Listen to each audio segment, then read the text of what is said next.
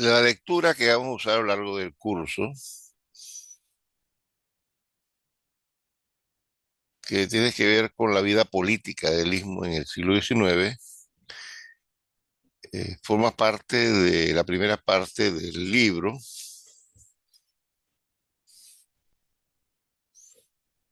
Panamá, Historia Contemporánea, coordinado por el doctor Alfredo Castillero Calvo, y que a su vez es parte de una colección que se llama América Latina en la Historia Contemporánea.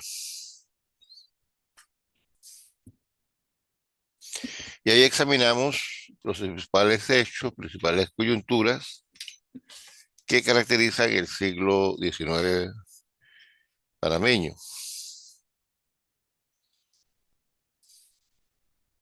De historia política fundamentalmente.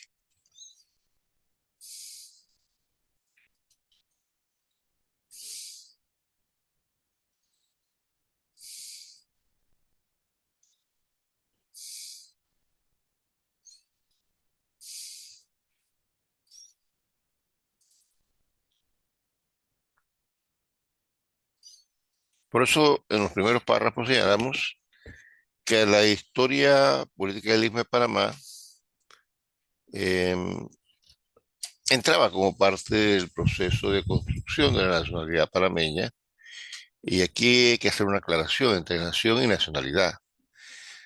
Eh, Decía el doctor Ricardo Soler que la nacionalidad es un proceso.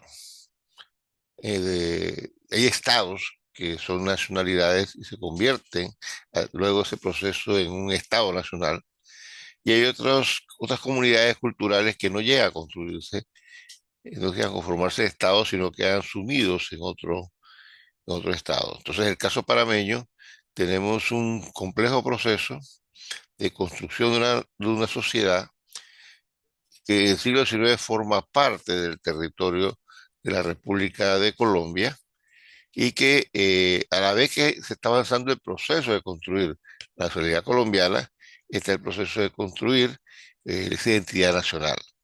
Entonces es un proceso sinuoso, no es de línea recta, ni tampoco tiene como garantía el que se va a lograr construir ese proceso. Esto comienza efectivamente con el tema de la independencia de Panamá de España, que forma parte del proceso de ruptura del dominio colonial que ustedes vieron en el video, que fue contradictorio y que generó pues muchas fricciones. Em, este proceso de alguna forma comienza con la invasión napoleónica a España, que lleva a que el rey de España, de Carlos, sea obligado a renunciar, a abdicar, dejar el trono en manos de su hijo Fernando VII, quien a su vez es obligado por Napoleón Bonaparte a abdicar, y se entrega la corona de España a José Bonaparte, hermano de Napoleón. Y ahí comienza un proceso político que en la historia de España se llama la independencia de España o la lucha de independencia de España. Eso significó la desarticulación de los sistemas de dominación española, directo, el hecho de que un rey francés gobierne España, le plantea a las autoridades locales de aquí el- la disyuntiva si debía hacerle caso a ese rey legítimo que está en el poder, o a los reyes que habían sido obligados a abdicar. Y la tendencia general fue de autoridades locales, que habían sido designadas por Carlos, eh, seguir los mandatos, la hegemonía y la lealtad a España, no a Francia.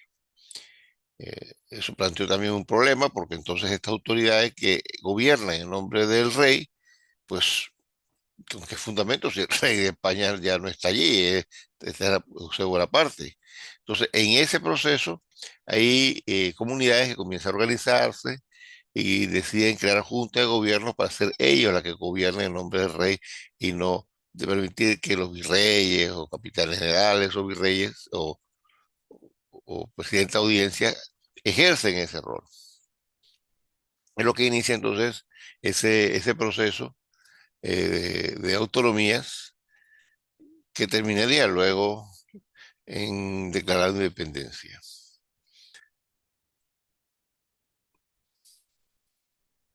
Durante ese periodo, Panamá se mantuvo leal a España. ¿Por qué? Porque España había permitido que en Panamá se siguiera ejerciendo el libre comercio con los ingleses, la ruta de la Plata de Potosí, de Bolivia, de Alto Perú, que con la creación de Bernato de Río de la Plata salía por el puerto de Buenos Aires. Ahora no puede salir por ese puerto porque se declara la independencia entre 1910 y 1912. Entonces, para el 14 es un puerto y un territorio rebelde. Entonces, esa plata vuelve a pasar por Panamá y deja un periodo de prosperidad nuevamente. Esa prosperidad de la plata eh, boliviana o de Alto Perú eh, también se combinó con otro hecho, que rebeldes independentistas mexicanos, dirigidos por guerreros, se toman el puerto de Veracruz. Entonces la plata de Perú, de México, tampoco puede salir por el puerto de Veracruz. Entonces la plata ahora viene por el Pacífico, llega a la ciudad de Panamá y de aquí entonces se manda para el Perú o se manda a España. Al mismo tiempo, al puerto de San Blas en México, en el Pacífico mexicano, llegan los productos de China, en el lado de la Manila. Y eso está hablando de porcelana, estamos hablando de especies, algunos muebles. Entonces, esos productos son muy cotizados. Muchos se quedan en México, otros van a ser enviados a España, pero pasan por Panamá y se quedan parte en Panamá y se negocian a la vez con los ingleses. Así que, digamos, entre 1914, 16, 18, el istmo pues pasa por un periodo de prosperidad. Sin embargo, la situación cambia en 1816, 1814, comienza a cambiarlo, porque en el 14 fue derrotado Napoleón Bonaparte, el rey Fernando VII llegó, y Panamá había sido parte de las regiones americanas que habían respaldado una reunión que se está haciendo en Cádiz, que era una constituyente para crear una constitución, se llama la Constitución de Cádiz, que tenía como objetivo dotar a España de un régimen monárquico constitucional, así como existía en Gran Bretaña.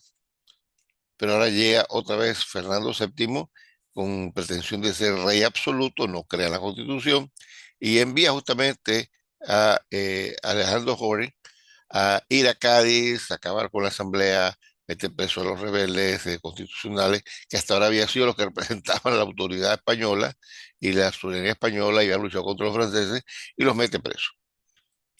Este señor posteriormente será enviado a Panamá eh, para poner orden en América y restaurar la legitimidad, eh, y como consecuencia pues va a ir terminando la, eh, el periodo de prosperidad de excepción. Mariano Semeno tiene una obra que se llama Apuntamientos Históricos y explica este episodio eh, convulsionado, eh, en el cual ya comenzó el movimiento de independencia con Bolívar, con San Martín, y en ese proceso Panamá sigue leal a España, pero ya las funciones han cambiado. Hay un intento de separar a Panamá, enviando aquí unas fuerzas británicas con MacGregor, son derrotados, y eso complica el panorama interno, eh, porque a la vez que hay grupos son leales, hay grupos que están conspirando por la independencia, que han creado incluso un grupo patriótico, una junta patriótica para ir preparando el pueblo para que se levante y esa rebeldía que existe enfrenta con la monarquía, el espíritu monárquico de Alejandro Jorge, que ha sido enviado a Panamá. eh, que muere en Panamá en 1920. Alejandro Gómez luego reemplazado por el virrey Juan de Sámano, que había sido designado virrey de Nueva Granada, pero Nueva Granada no es leal. Nueva Granada está en ese momento, en 1920, con la República de Colombia, dirigida por el presidente Bolívar, por el vicepresidente Santander, así que Alejandro Gómez Sámano no pudo llegar a, a Bogotá, y lo que hace, pues, que llega a Panamá y establece aquí la sede del virreinato. Entonces, en ese momento, con la sede del virreinato, aquí eh, intenta restablecer la monarquía constitucional, pero la monarquía absoluta, pero al mismo tiempo en España ocurre una revolución que se llama la Revolución de Diego y Quiroga, donde generales y militares constitucionalistas han restablecido la Constitución de Cádiz y quieren volver a establecer la Constitución eh, monárquica. Aquí incluso se llama a elegir autoridades para enviar nuevamente a Cádiz, lo que sería un nuevo Congreso que restituya la monarquía constitucional, y Sama no se opone. Sama no se opone a eso, es la gran resistencia, y, y ahí tenemos un terrible clima de tensión. Em, Sabemos mucho de lo que ha ocurrido porque José María Goitía introduce una imprenta que compró en Jamaica y se comienza a publicar un periódico, se llama La Miscelánea del Istmo, que tenemos algún número por allí, entonces le remito uno a ustedes, que explica este proceso, y la Constitución de Cádiz autorizaba la publicación de periódicos. Y el virrey, pues, tuvo que aceptarlo a regañadientes, aunque intenta cerrar la miscelánea en alguna ocasión. La situación de los rebeldes se complica hacia 1920, cuando se consolida la independencia de eh, lo que sería Colombia, que con la invasión de las fuerzas napoleónicas en Bogotá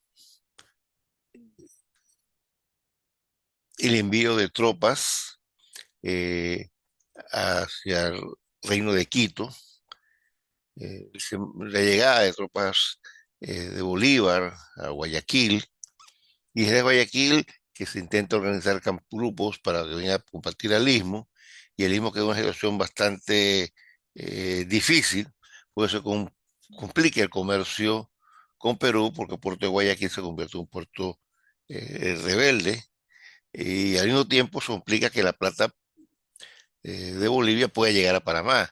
Entonces, la prosperidad que había visto el 18 se comienza a menguar, y al mismo tiempo en México, la rebelión de Guerrero ha sido diluida, el gobierno ha recuperado Veracruz, así que la plata peruana y las especies y la porcelana que llegan de China vuelven a salir por el puerto de Veracruz, y para, o sea que coincide eh, un sistema, un momento tenso en la guerra en América del Sur y Panamá, con la pérdida de la plata de Bolivia y la plata de México. Entonces, la prosperidad que había desaparece, pero Panamá tiene que seguir aportando recursos a la guerra, pagando impuestos, y la región se queda sin dinero.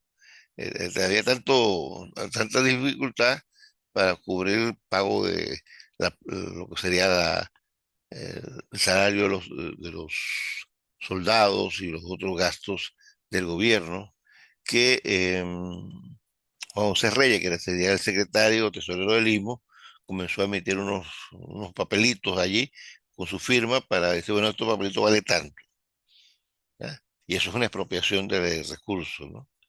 En medio de esa situación crítica, el virrey Sábano muere, y es reemplazado por el general Juan de la Cruz Murgión, que igual había sido enviado para que ocupara lo que era el Virreinato de Nueva Granada, pero no pudo llegar por las propias condiciones eh, de rebeldía que hay allí. eh, y él con sus hombres lo que hace entonces es llegar a Panamá, ahí se entera pues el tema del virrey Sámano y, y llega con el batallón, bueno, ya estaba aquí presente el batallón de Cataluña, trae unos refuerzos, eh, pero llegan tropas, pero mal alimentadas, mal pagadas y sin plata aquí. O sea que la situación es terrible. Eh, a Juan de la Cruz Murgión, la corona le ofrece el título de virrey si recuperaba el reinato de la Nueva Granada. Así que ahí es donde comienza la situación que lleva el Istmo a la independencia, porque él para poder hacerlo, pues tiene que pedir préstamos, tiene que recoger impuestos, tiene que pedir contribuciones y él tiene que también, pues, reclutar soldados. Entonces, él hace eso en la ciudad de Panamá, hace eso en Portobelo, pero no son suficientes y se va con sus tropas hacia el interior del país. Va a Natá, va a Peronomé, llega al área de Azuero, eh, llega a Veraguas, y donde él va llegando va pidiendo pues dinero, ganado, maíz, arroz, es decir, va expropiando a la gente de la comunidad, que resienten, porque eso no ocurría anteriormente, que el dominio español del istmo está afectando a la población campesina, a los pequeños propietarios, eh, porque ese que te dejen a ti un papelito que diga, bueno, si recuperamos el territorio, nosotros vamos a pagarle tanto, ya la gente sabe que eso no funciona, eso ocurrió anteriormente, y generalmente si el que recogió el impuesto perdió, pues el papelito no vale nada, y si ganó, pues seguramente ponga nuevos impuestos para gobernar o nuevos papelitos para recoger más dinero para gobernar, así que la situación no es para nada halagüeña. Con este recurso, él arma una campaña, un grupo, para ir a Guayaquil. Logra contratar unos barcos, reclutar unos muchachos, alguna arma, llevar alimento para la campaña y se lanza a Guayaquil. Pero antes de irse, deja en Panamá encargado de la plaza a un ismeño, al veragüense coronel José Fábrega, un hombre que ha probado su lealtad a España, ha peleado contra los independentistas en las costas caribeñas colombianas, así que es probado conservador, probado realista, se queda el encargado del istmo y se va con las tropas que ha logrado recolectar y con todos los soldados que hubiera en el istmo capaz de pelear, joven, fuerte. Y así que aquí deja que la gente porque es enferma o vieja, tropas muy menguadas, por decirlo así, y para acabar, esas tropas no se les paga, así que son tropas descontentas. Cuando Murgio sale hacia Ecuador, en el interior, el natariego Francisco Gómez Miró, que está preocupado porque tiene sus familias en Ecuador, es un comerciante de familia en Ecuador, eh, y le preocupa el hecho de que Ecuador estaba más o menos controlado por la fuerza de Bolívar, va a haber compacte ahora. Él hace propaganda en favor de la independencia en el área de Natá, se va al área de Azuero, va a la villa, y ahí conversa con un jefe de milicia, Segundo Villarreal, que es un hombre también es el que ha sido leal a España, pero ¿qué ocurre? Que frente al hecho de que Murgión estuvo en el área expropiando ganado, gallinas, cerdos, maíz, arroz, reclutando muchachos, hay una enorme enemistad contra los españoles que se ha venido despertando en la región de Azuero, de la villa hasta las tablas, y esta gente, dirigido por Segundo Villarreal, dirigido por el alcalde de la villa y el cabildo de la villa, cabildo de la villa Julián Chávez, se reúnen el 10 de noviembre y declaran la independencia de la villa de Los Santos. Convoca a la villa la adhesión de los otros pueblos del interior, que serían las Tablas, eh, Macaracas,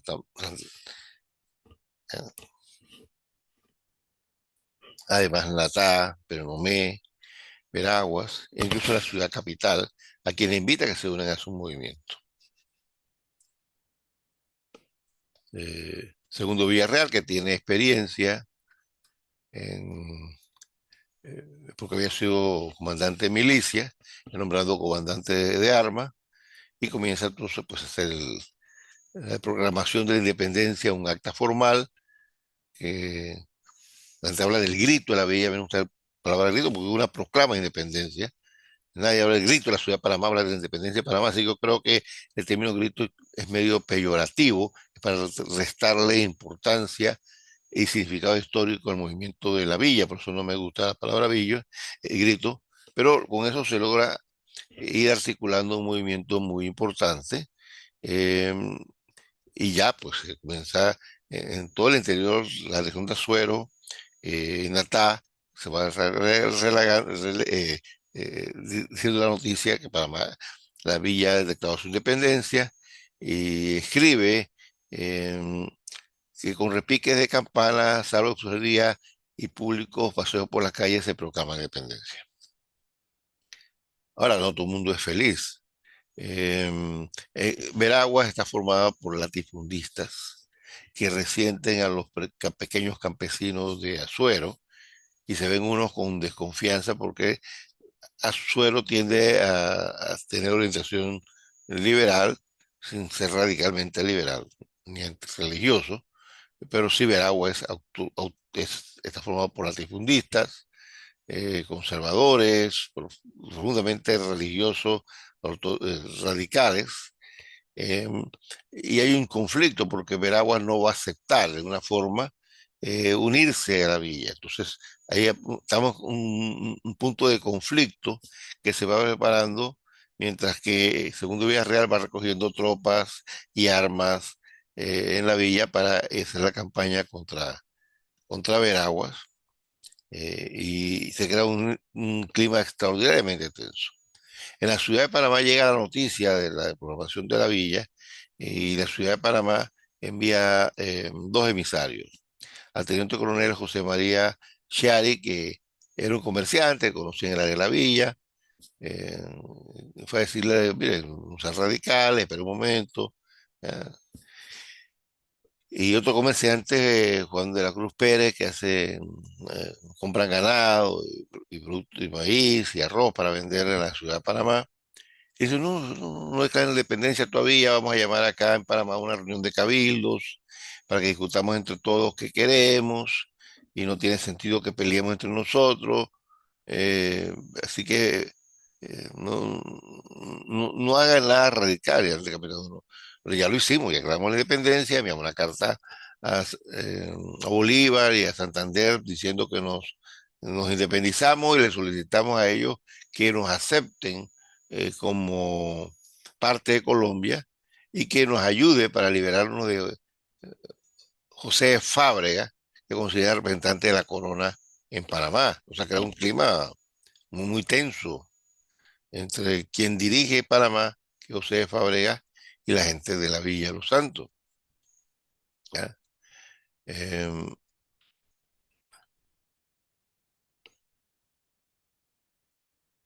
Se había pedido a Veraguas que se uniera, si no iban a unirla a la fuerza.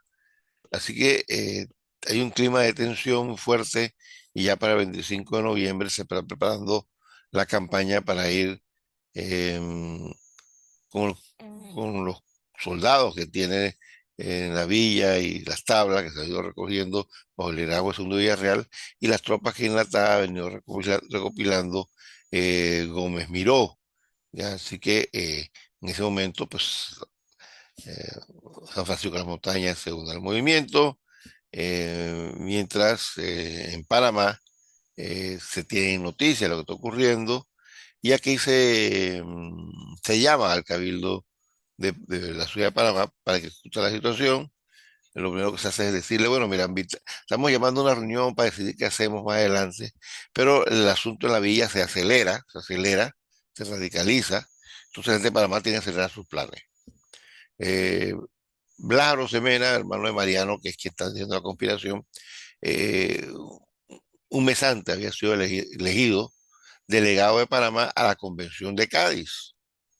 O sea, es un panameño partidario de la monarquía constitucional, ha sido propuesto para ese modelo, pero al mismo tiempo está colaborando con su hermano Mariano y su hermano Juan en la organización del movimiento de independencia, están recogiendo dinero para participar en la rebelión. La idea era recoger dinero para pagarle a los soldados para que desertaran. A cada soldado se le pagaron 10 pesos y si se llevaban sus armas se le pagaban 25 pesos y a los oficiales pues, se les pagaba más. Eh, Entre el 26 y 27 de noviembre en la noche, los soldados comienzan a desertar y 26 de noviembre pues se queda casi la plaza sin soldados.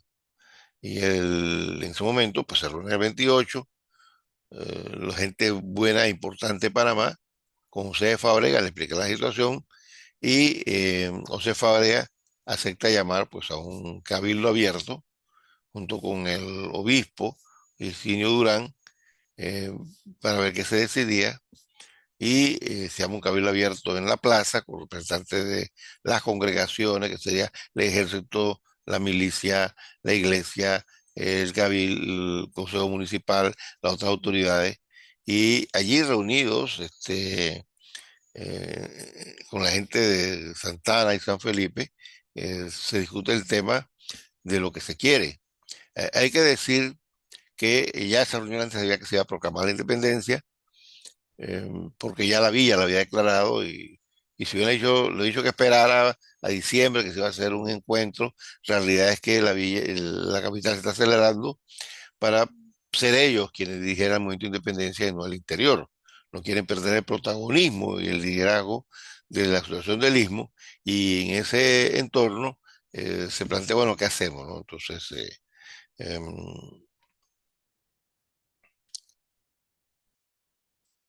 se decide en ese cabildo abierto de forma espontánea eh, separarse de España y crear un país libre e independiente. Ya en ese sentido, la proclama se parece a la de la Villa, que ha declarado algo similar, pero también se parece a la Villa en otro. Ahí se discutió. Bueno, ¿ahora qué hacemos? Nos quedamos independientes. Ahí dice, bueno, podemos unir a Colombia, a Perú, a México. Realmente Perú ha sido recién independizado por la fuerza de Bolívar, pero este, hay un fuerte sector monárquico, así que Perú no es una opción muy clara. Ecuador es la opción clara porque grupos de empresarios panameños han invertido, tienen negocios, tienen familia en Quito, en Guayaquil, así que hay gente que va a unirnos con Guayaquil, que Bolívar lo acaba de independizar. Otros están hablando de México, que está en el proceso, justamente en ese mismo momento se está declarando independiente México y Centroamérica, pero en realidad ya la villa había dicho que nos uníamos a la Bolívar, nos uníamos a la Colombia, estaba creando Bolívar. Así que lo que se hace en el artículo 2 de la Acta de Independencia es proclamar que para el territorio del Istmo pertenece al Estado Republicano de Colombia, a cuyo Congreso irán a presentarlo sus diputados. Entonces la independencia queda consignada que Panamá se integra a Colombia y el proceso comienza con mucha lentitud. Eso es lo que estuvimos viendo, que un proceso complejo, eh, donde la capital se ha acelerado, es lo que sostengo en el otro video, para tomar el liderazgo del movimiento y evitar que la gente de la villa se presente, o sea, ante el interior del país se presenta ante Bogotá como los que representan el istmo y que le arrebaten a la dirección del istmo. Así que un movimiento defensivo para evitar ellos perder el control de la organización política del istmo, ser ellos que luego la suman. Em, ¿A qué Colombia se une Panamá? Bueno, Panamá se une a una República Colombia que se había formado primero en 1819 en el Congreso de Angostura con la unión de Bogotá y Caracas, de lo que era la Nueva Granada, y Venezuela, y toman el nombre de Colombia, que era el que había propuesto Francisco de Miranda, como nombre alterno para toda la América, en homenaje al descubridor. Entonces, esa República Colombia, según la Constitución de Angostura del 19, y luego se ratifica con la opción de Cúcuta, establecía, bueno, que esta es una república formada por tres departamentos: Venezuela, Quito y Cundinamarca. Y las cabeceras de esos departamentos son Caracas, Quito y Bogotá. Y, y se le quita el nombre de Santa Fe, va a ser Bogotá solamente. El, ¿Quiénes formarían el territorio de Bogotá? Bueno, todo lo que era el, la antigua, el Virreinato de Nueva Granada, con la fusión con la Capitanía General de Venezuela. Ahora, Panamá era parte del Virreinato de Nueva Granada, no se le consideraba una entidad aparte, pero como políticamente el Istmo era un lugar estratégico importante, se le ofrece a Panamá, pues, que cuando se independice o se envíen tropas de Bolívar a independizarlo, los territorios de Panamá y de lo que es Quito, que hoy es Ecuador, pasarían a formar parte de esta República de Colombia, que es el nombre. Los historiadores son los que llamamos la Gran Colombia a esa unión multinacional, pero el nombre oficial es República de Colombia, que luego adoptaría en 1886 Nueva Granada.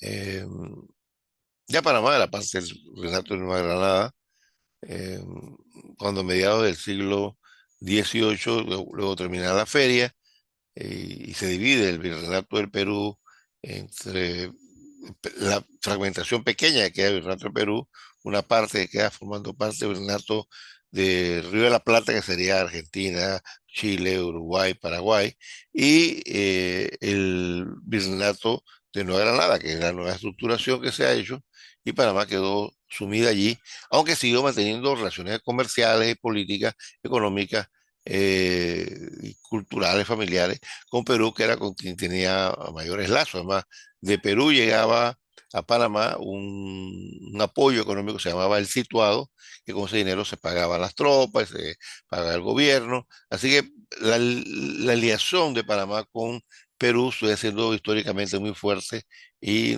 la de Nueva Granada pues se veía con mucha desconfianza. Em, la proclama de la República de Colombia implicaba que se había adoptado un sistema republicano y no monárquico en el nuevo país, aunque eh, hay que decirlo, es una república centralista, no es una república federal. Eh, Panamá, por lo tanto, decidió independizarse y unirse a esta república centralista que se formó en el Congreso de Angostura 19, se ratificó en el Congreso de Cúcuta el 21, y ahí viene esa famosa carta que se le envía a Bolívar diciendo que Panamá acepta, proclamó su independencia por su propia fuerza, o sea que no tuvo que gastar ni pólvora, ni hombres, ni barcos. Pues, se ahorró una enorme cantidad de recursos militares que no tenía, barcos que no tenía, así que le ahorró un enorme esfuerzo a Bolívar, y él hace esa famosa frase que hemos repetido desde primaria: es una idea grandiosa pretender formar en todo el mundo nuevo una sola nación, con un solo vínculo que ligue sus partes entre sí con el todo, ya que tiene un origen, una lengua, una costumbre y una religión. Debería por consiguiente tener un solo gobierno que confederase los diferentes estados que haya de formarse. Mas no es posible porque climas remotos, situaciones diversas, intereses opuestos, caracteres de semejantes dividen a la América. ¿Ya? Esa es la Carta de Bolívar, la Carta de Jamaica, que tiene un proyecto político que es el que inspira a Panamá a unirse a Colombia, porque ahí se compromete a lo siguiente. qué bello sería que el Istmo de Panamá fuese para nosotros lo que el de Corinto para los griegos. Ojalá que algún día que tengamos la fortuna de instalar allí un augusto congreso de representantes de repúblicas, reinos e imperios a tratar de discutir sobre los altos intereses de la paz y de guerra con las naciones de las otras tres partes del mundo. O sea, el compromiso del Congreso y de la unión en torno a Panamá como espacio territorial fue un elemento importante. Eh, por ello, cuando Bolívar envía la carta a Panamá aceptando su adhesión, dice: no me es posible expresar el sentimiento de gozo y admiración que he experimentado al saber que Panamá, el centro del universo, es segregado por sí mismo y libre por su propia virtud. El Acta de la Independencia de Panamá es el documento más glorioso que puede ofrecer a la historia ninguna provincia americana. Alguna gente dice que eso es demagogia, pero no, es que en realidad Panamá era un puerto importante, una posición clave, porque es el punto de acceso al Perú. A través de Panamá es que se alimenta de tropas, de armas, de munición al Perú y se recoge la plata peruana. Entonces, si se pierde Panamá, ¿por dónde lo van a hacer? Se le complica todo a España para poder retener sus posiciones en el Pacífico suramericano, porque Argentina está libre, independiente, y eso no se puede vender por el Cabo de Horno. Entonces, por tierra, por Centroamérica, por tierra, por México, es muy largo. Entonces, de un solo golpe, se le dio una victoria extraordinaria y se potenció las posibilidades de lograr la independencia americana. El doctor Alberto Macay, una obra póstuma titulada Panamá, la primera República de Colombia y el desarrollo del ideario hispanoamericanista, nos recuerda que en el propio territorio de la Gran Colombia o de Colombia, hay gente que está, o sea, respaldando la corona española. Hay tropas en Santa Marta, hay tropas en el Valle de Venezuela, el, el- el- el puerto de Maracaibo, ¿ya? O sea, hay reinos que todavía están peleando por independencia dentro del propio territorio de lo que era Colombia. Pues hay tropas en Quito. Entonces, no es la independencia que se está proclamando, la república que se está proclamando, es un proyecto, todavía no está construido y por lo tanto el apoyo de Panamá es clave a estos esfuerzos. ¿Ya? Porque ahí se Bolívar estaba separando tropas para venir a independencia de Panamá, pero tiene que ser por barco, tiene que ser por mar, y él no tiene barcos, no tiene recursos para comprar, contratarlos. Así que en esa campaña de Panamá era muy difícil. ¿Ya? Mire que porque no se tenía Panamá, la conquista de Quito hubo que tomarla enviando tropas, caballos y mulas, eh, desde Colombia hasta Quito, pero subiendo por el altiplano peruano, andino, perdón, subiendo los Andes. Una campaña gloriosa, fantástica, increíble, que recuerda la hazaña de Aníbal en el Cartaginés, su lucha contra Roma, pero que es muy costosa, muy dificultosa. ¿No? Entonces, ¿por qué no vinieron por barco? Porque Panamá era un punto difícil de accesar, no hay muchos barcos, había muchas tropas, así que el acceso por mar estaba complicado. Había algún barquito para mortificar las tropas conservadoras, pero no para tomarse el istmo ni llevar tropas, no, no lo había. Entonces,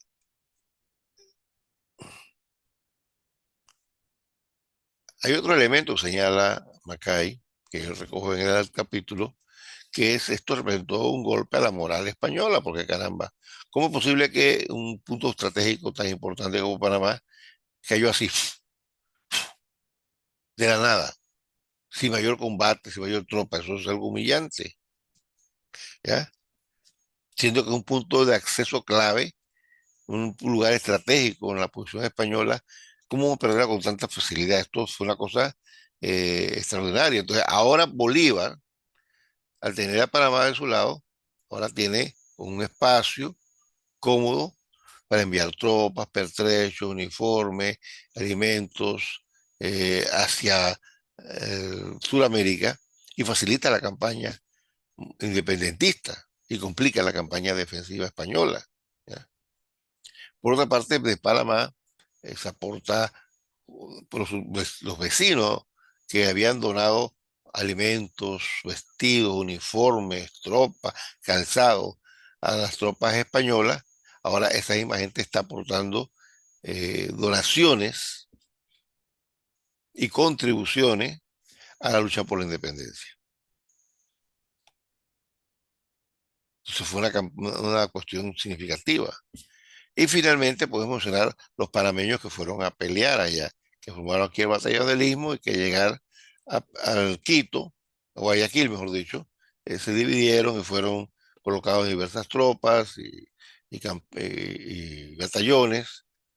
Entonces, son entre 1.000 y 1.500 hombres formaron el batallón del Istmo y también jóvenes panameños de la élite, como Tomás Herrera, fueron enviados a luchar, se reclutaron y fueron enviados a luchar a Sudamérica y aquí se entrenaron. Y algunos de ellos participan en la batalla de Pichincha, batalla de Ayacucho. O sea, participan en batallas importantes que marcan el triunfo de la causa independentista en Guayaquil, en Quito, y finalmente en el mismo Perú. Decíamos que una de las ideas fuerza que había impulsado el movimiento de independencia había sido la Carta de Jamaica, la idea de un Congreso, y Bolívar cumple su palabra. El 7 de diciembre de 1923, 2 días antes de la batalla de Ayacucho, que culmina la independencia hispanoamericana, él envió cartas a los representantes de los diversos gobiernos hispanoamericanos para que participaran en ese congreso que se iba a hacer dentro de 2 años. Al final no se hizo el 25, se hizo en el 26 eh,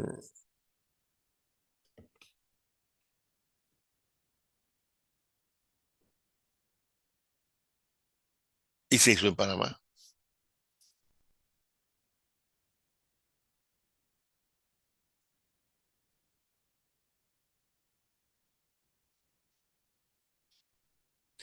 Con respecto a este congreso,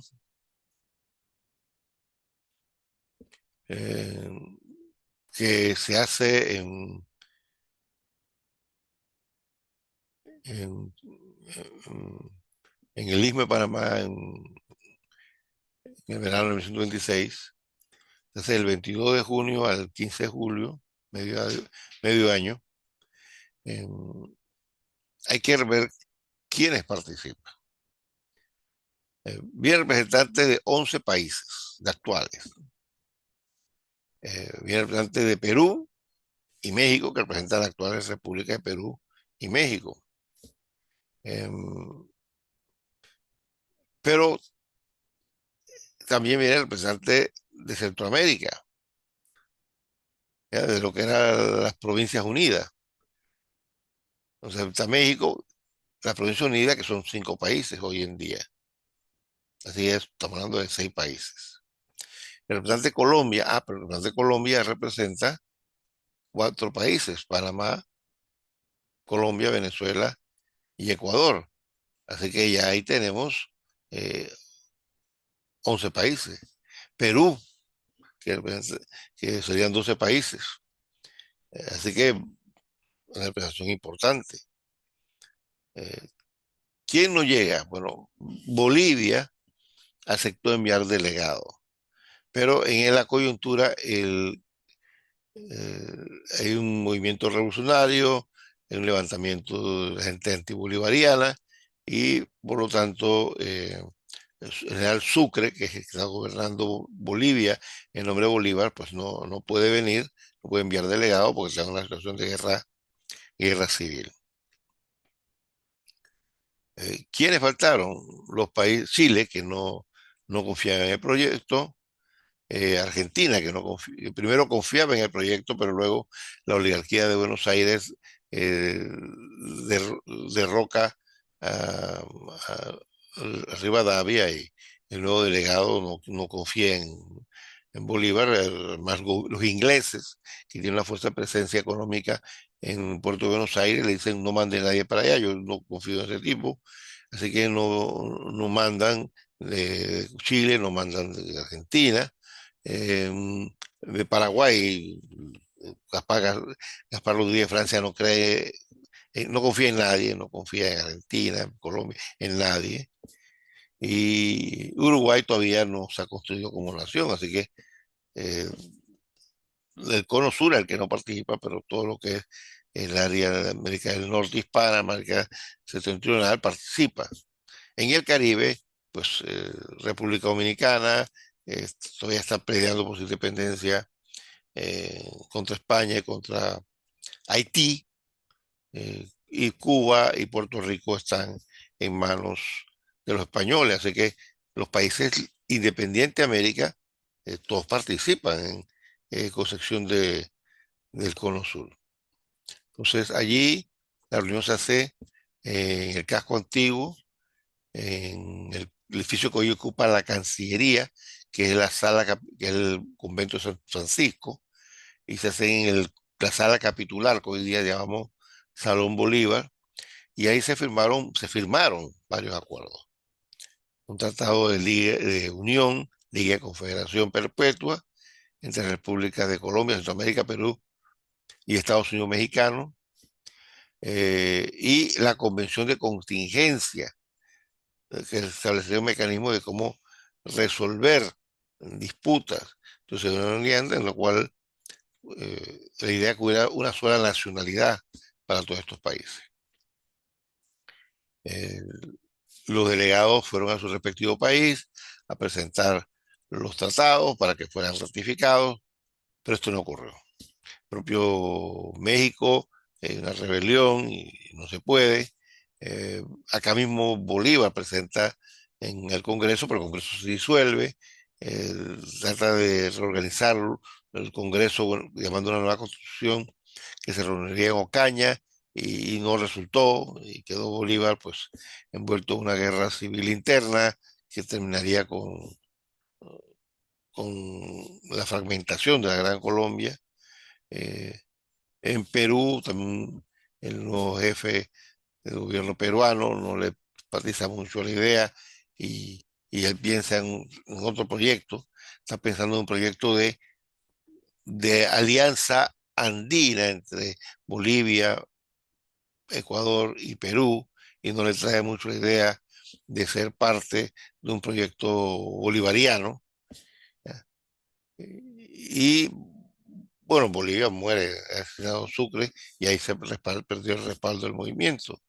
Entonces, el, el documento firmado se debía ratificar, intercambiar en México, en una finca, una hacienda, en Tacubaya, eh, pero hubo epidemia un brote, una epidemia, un brote de cólera y no se pudo ir al Ciudad de México, la gente llegó acá y, y se quedaron los delegados que lograron llegar de México y Perú, pero el de Colombia no llegó y los otros no llegaron.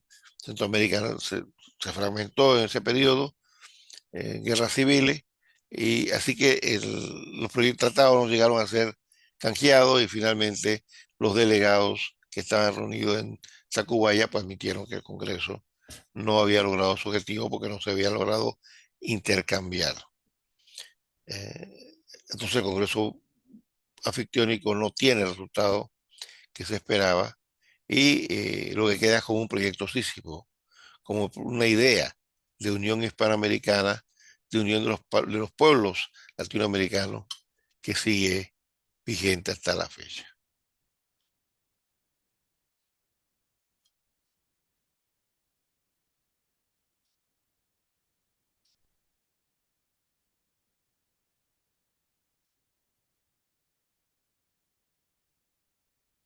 Con ello completamos la clase de hoy. Muchas gracias.